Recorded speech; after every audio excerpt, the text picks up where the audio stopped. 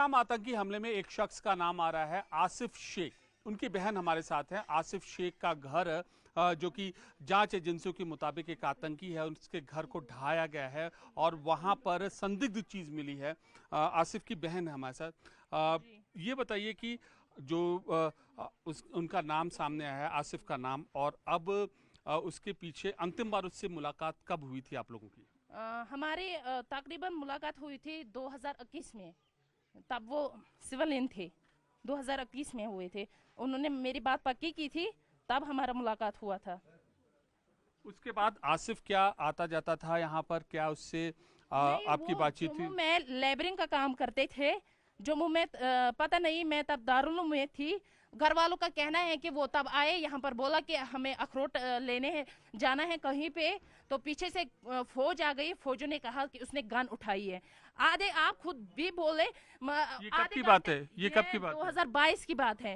उन्होंने आधे घंटे में कहाँ से बंदूक उठाई थी? अच्छा, कब अब बंदूक उठाई थी? दो उन्होंने इसको उसको भी मजबूर किया, उसको भी मजबूर ये किया। बताइए, उन्होंने हमें बाई छीन लिया। 2022 में उसके बाद कभी कम्युनिकेशन हुआ आसिफ से आपका? कभी आगे हुआ रास्ता? 2021 से हमें कोई लेन देन नहीं है उसके साथ। उसने भी हमें बेसहारा छोड़ा उस वक्त। उसने ये सोचा ही नहीं कि नहीं, मुझे पीछे से तीन बहनें अनमेरिड है, ऊपर से एक हैंडीकैप्ड बाप है, माँ बेचारी वो भी बीमार रहती है।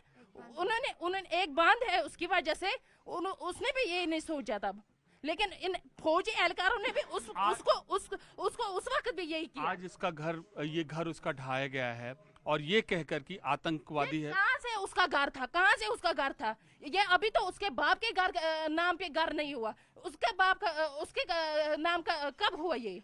आप मुझे बताइए, इसके पेपर्स लाइए, कहाँ से उसका नाम का हुआ ये? जांच एजेंसियों का ये भी कहना है कि उसने पूरी साजिश के तहत पहलगाम के आतंकवादी हमले को अंजाम दिया। जब साजिश के तहत उन्होंने बोला, तो फिर पकड़ा क्यों नहीं?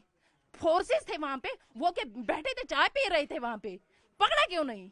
पकड़ा क्यों नहीं? जो मारे गए उनको लेकर उनके प्रति आपको क्या इमोशंस है, हाँ, संवेदना? उनके लिए तो इमोशनस है, ओबियसली है इमोशनस। उनके लिए हुआ, उनके साथ ना इंसाफी, उनके लिए हमारी भी हमदर्दी है। लेकिन जिसने वो किया उसको खुद पकड़े। हमारे घर को क्या किया? ये तीन चाचाओं का घर है। हमें आप महसूस करती हैं कि आपके भाई का इन्वॉल्वमेंट उसमें हो सकता है? क्योंकि सब यही कह रहे हैं। जब होगी इन्वॉल्वमेंट, तब दुनिया देखेगी ना, जब उसको खुद पकड़ेंगे वो।